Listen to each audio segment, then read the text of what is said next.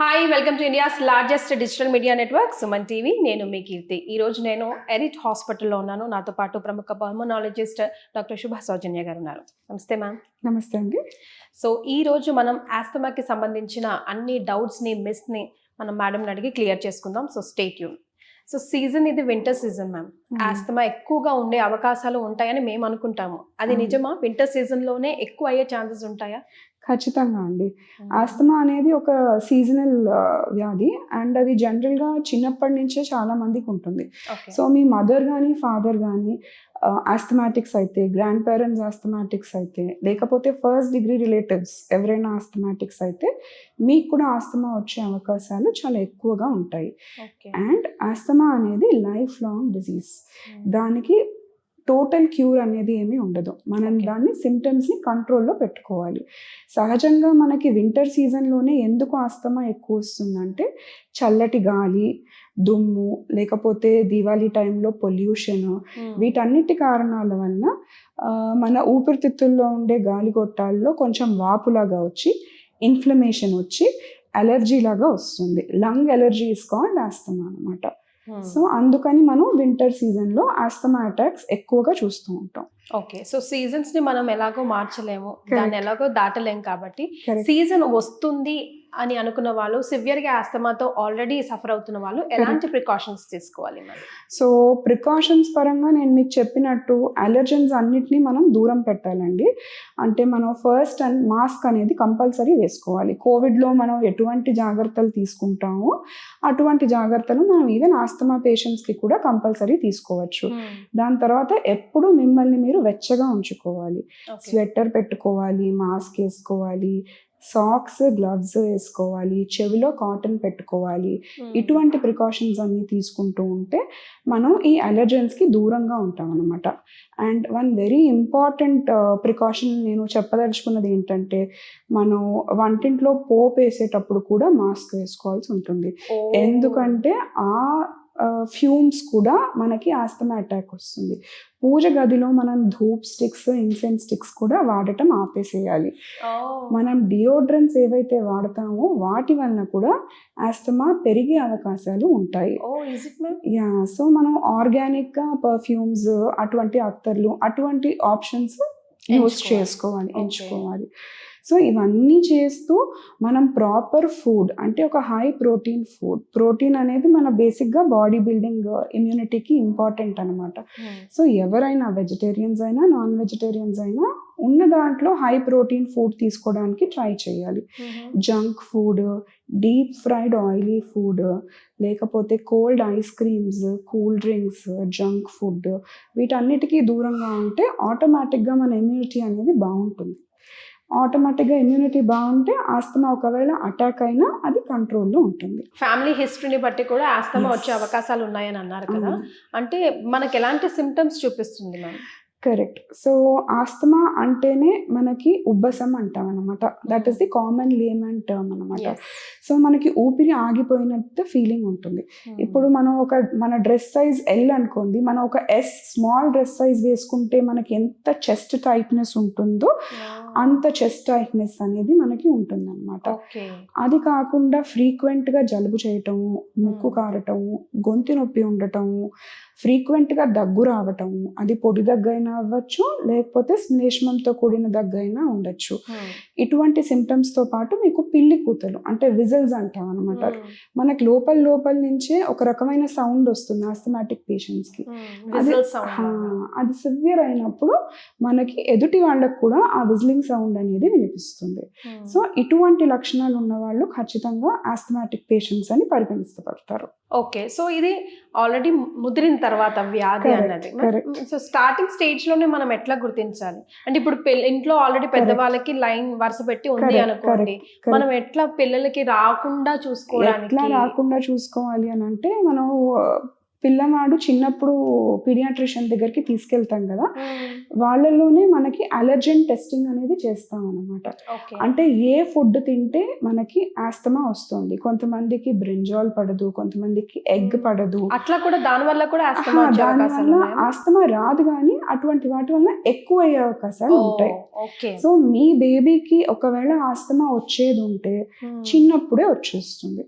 Okay. Okay, childhood genuine పరంగా gene పరంగా రావాలంటే చిన్నప్పుడే అటాక్ అయిపోతుంది. చిన్నప్పుడే మనకి తెలిసిపోతాయి, సిమ్టమ్స్ అనేది మనకు ఉంటాయి అన్నమాట. ఓకే. అండ్ ఈ సిమ్టమ్స్ అడాలసెంట్ ప్యూబర్టీ ఏజ్ వచ్చాక, అంటే మన పెద్ద మనిషి అయిన తర్వాత కానీ, లేకపోతే మగపిల్లల్లో మీసాలు గడ్డాలు వచ్చిన తర్వాత ఈ సిమ్టమ్స్ తగ్గిపోతాయి. ఎందుకంటే మన బాడీ ఇమ్యూనిటీ అనేది పూర్తిగా అప్పటికి డెవలప్ అయిపోయి ఉంటుంది. మళ్ళీ ఎప్పుడు రిటర్న్ వస్తాయి అని అంటే once you cross your 65-70 years, అప్పుడు మనకి ఎప్పుడైతే బాడీ ఇమ్యూనిటీ తగ్గుతుందో అప్పుడు మళ్ళీ వెనక్కి వచ్చే అవకాశాలు మనకు ఆస్తమా సిమ్టమ్స్ ఉంటాయి. ఓకే. అండ్ ఈ మధ్య వయసులో ఉన్న వాళ్ళకి హార్మోనల్ ఇష్యూస్ ఉన్నా, లేకపోతే మనం పనిచేసే చోట విపరీతమైన కాలుష్యము, దుమ్ము, ధూళి ఉన్నా, లేకపోతే మీరు మీ ఇమ్యూనిటీ పట్ల సరిగ్గా శ్రద్ధ చూపించకపోయినా, అప్పుడు మనకి ఖచ్చితంగా మిడిల్ వయసులో కూడా ఆస్తమా వచ్చే అవకాశాలు ఉంటాయి. ఓకే. సో మెన్ కి వస్తుంది ఎక్కువగా, ఉమెన్ కి వస్తుంది, అట్లాంటి డిఫరెన్సెస్ ఏమైనా ఉన్నాయా? ఉంటే అలా ఏం లేదండి, men and women both are equally affected. కానీ హార్మోన్స్ కొద్ది గొప్ప ఆడవాళ్ళకి ప్రొటెక్షన్ ఇస్తాయి during your fertile period. 20 to 50 years మధ్యలో కొంచెం ఆస్తమా అటాక్స్ అనేవి తక్కువ ఉంటాయి. మనం చెప్పిన జాగ్రత్తలు అన్ని పాటిస్తూ ఉంటే తక్కువ ఉంటాయి అన్నమాట. సో జనరల్ గా పేషెంట్ ఎప్పుడు నెగ్లెక్ట్ చేయబడతాడు మేడం? అంటే నెగ్లెక్ట్ చేసి ఏదైనా విపరీతం అయిన తర్వాతనే పల్మనాలజిస్ట్ దగ్గరకు వస్తారు. అప్పటి వరకు ఎంబీబీఎస్ డాక్టర్ దగ్గరే ఉండిపోతారు. సో ఆ మధ్యలో జరిగేది ఒకసారి మనం అలర్ట్ చేయగలిగితే. కరెక్ట్. సో మీకు ఎప్పుడైనా నేను చెప్పినట్టు ఆయాసంగా ఉన్నా, లేకపోతే దగ్గు ఒక మామూలు జలుబులాగా వచ్చి ఆ దగ్గు అస్సలు తగ్గకపోయినా, అంటే మామూలుగా జలుబుకి దగ్గుకి వాడే మందులు సిరప్లు వేసుకున్నా తగ్గకపోయినా, దాని తర్వాత నేను చెప్పినట్టు పిల్లి కూతల్లో చెస్ట్ టైట్నెస్ ఇటువంటివి ఏమన్నా వస్తే కంపల్సరీ మీరు పల్మనాలజిస్ట్ని కలిస్తే బేసిక్ ఇన్వెస్టిగేషన్స్ కొన్ని ఉంటాయి. అంటే లైక్ కంప్లీట్ బ్లడ్ పిక్చర్, అంటే మీ బాడీలో హీమోగ్లోబిన్ ఎంత ఉంది, total white blood cell count ఎంత ఉంది, దాని తర్వాత ఇస్నోఫిల్ కౌంట్, అలర్జీ కణాలు అంటాం అనమాట అవి. సో జనరల్గా ఆస్తమా పేషెంట్స్కి అలర్జీ కణాలు ఎక్కువ ఉంటాయి. ఎక్స్రే, బేసిక్ లంగ్ ఎక్స్రే, అంటే లంగ్లో ఏదైనా ఇన్ఫెక్షన్ ఉన్నా కూడా ఆస్తమా అనేది అలా బాగా ముదురుతుంది అనమాట. ఏదైనా న్యూమోనియా ఉన్నా కూడా బాగా ముదురుతుంది, ఒక పట్టాన తగ్గదనమాట ఆస్తమా అనేది. అటువంటి బేసిక్ ఇన్వెస్టిగేషన్స్ చేసి పల్మనరీ ఫంక్షన్ టెస్ట్ అనే పరీక్ష చేస్తాము.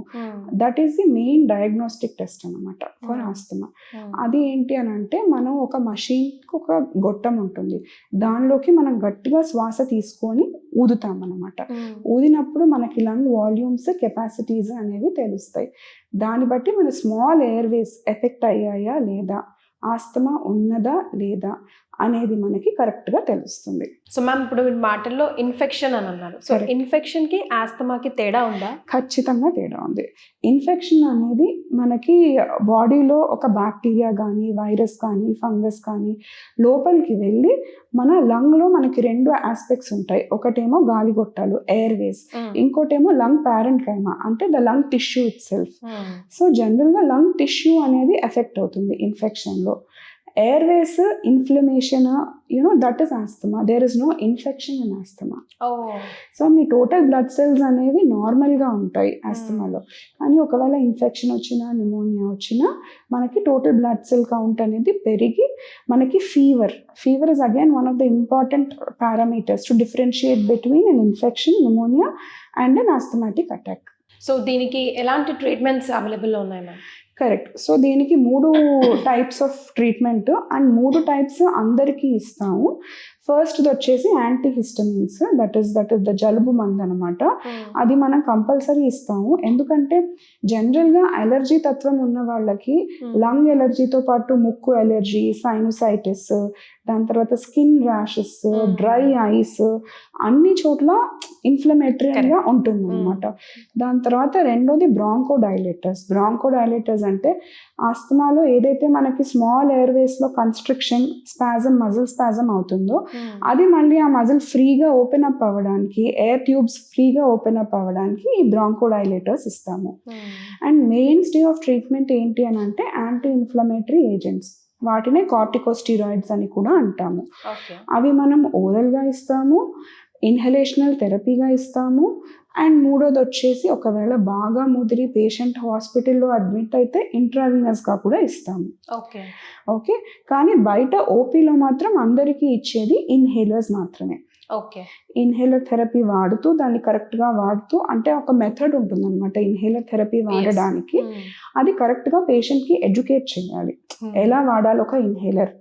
దాని తర్వాత ఇన్హేలర్స్ కూడా 2 రకాలు ఉంటాయి, maintenance inhaler and emergency inhaler అని. సో మెయింటెనెన్స్ ఇన్హేలర్స్ అనేవి మనం రోజు తీసుకుంటే అసలుకప్పుడు మనకి ఒక ఎమర్జెన్సీ ఆస్తమా అటాక్ రాదనమాట. Okay, so you will always be on safe hands and we will give you very small doses of maintenance inhaler. Problem ఏంటంటే జనాలకి అవగాహన ఉండదు. అంటే వాళ్ళు ఏంటి, ఆస్తమా అటాక్ వచ్చినప్పుడు ఇన్హేలర్ కొట్టేసుకొని దాని తర్వాత ఇంకా వదిలేస్తారు దాన్ని, డాక్టర్ దగ్గరికి ఫాలో అప్ కి కూడా రారు. Which should not do. Which you should not do. You should regular follow up ఉండాలి.